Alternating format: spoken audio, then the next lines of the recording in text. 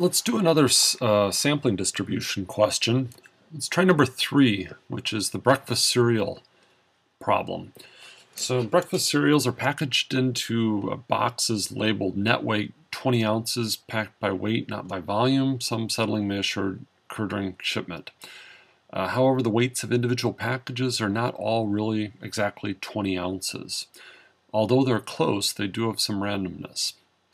Based on the past observation, assume that the mean weight is 20.04 ounces, the standard deviation is 0.15 ounces, and the distribution is approximately normal. Okay, let's stop right there and go write down what we know.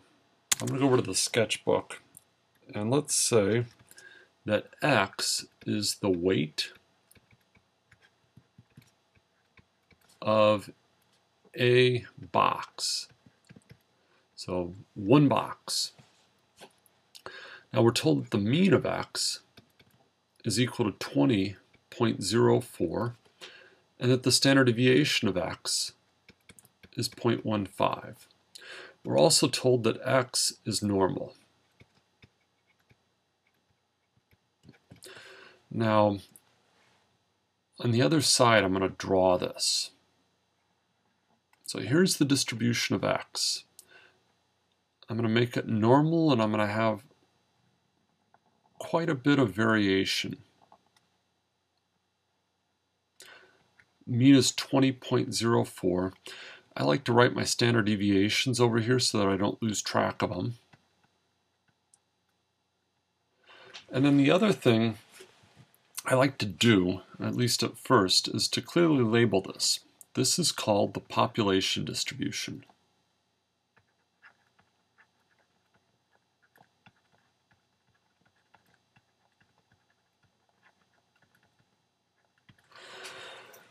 So we make these cornflake boxes, and some have a little bit more in than others.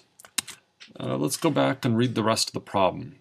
So now consider the average weight of 30 packages selected independently and at random.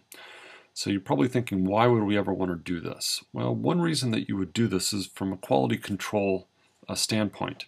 So we've set the dial on this machine so that it's supposed to be putting 20.04 ounces in, and we want to know whether the machine is calibrated correctly. So what do? We draw a sample of packages that we just produced, a random sample, and we weigh them, and then we try to infer, is this thing really putting 20.04 ounces in? Okay, so we've got the sample of 30. We've got an N of 30. And we've got a new random variable, call it X bar, which is equal to the weight of the first box plus all the way through the weight of the 30th box. And we're going to divide that by 30. So this is the sample mean.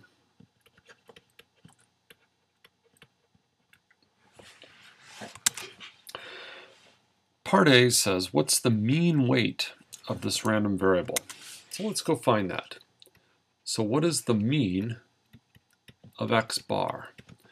Well, using the results from the sampling distribution slide, we know that the mean of X bar is mu sub X. So remember my saying, on the average you get the truth. So the mean will also be 20.04. Now, let's go look at part B. Part B, what is the standard deviation of this random variable?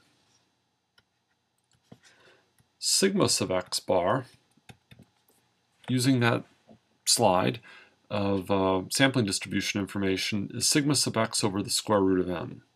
So this is equal to 0.15 divided by the square root of 30. Now this equals about 0.0274. Part C asks the shape of the distribution. The answer to that, again, is normal. And how do we know that? Well, this is from the normal theorem. So the normal theorem tells us that the sampling distribution is also normal. Now let's go draw this. Here is the sampling distribution of the mean. So the sampling The sample mean is x bar, and I'm going to draw this right under my other mean. However, the dispersion is quite different on this one. So while the mean is still 20.4, the standard deviation of this distribution is considerably tighter. It's 0.0274. So on the average, these x bars are going to be much closer than the weight of a single box.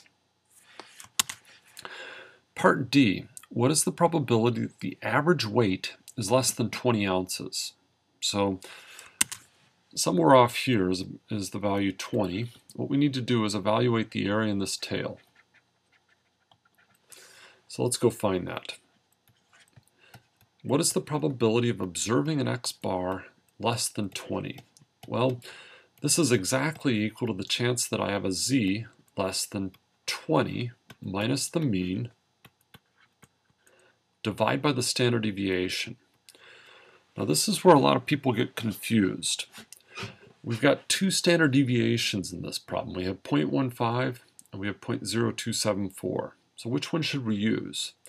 Well, if you look at the graph, I wrote the correct standard deviation off to the side. So that's one of the reasons why I like to do that.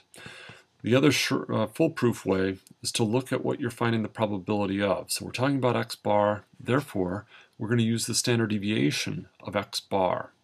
So we're going to put 0.0274 in here. If you do the math, this has a z value of minus 1.46. Go use norm dist, look that up, and you're going to find the answer is about 0.0721. So there's about a 7% chance that the value of an x bar is less than 20. Why would we care about this? Well, maybe we have a decision rule that if the sample mean is under 20, we think the machine is broken and we stop it.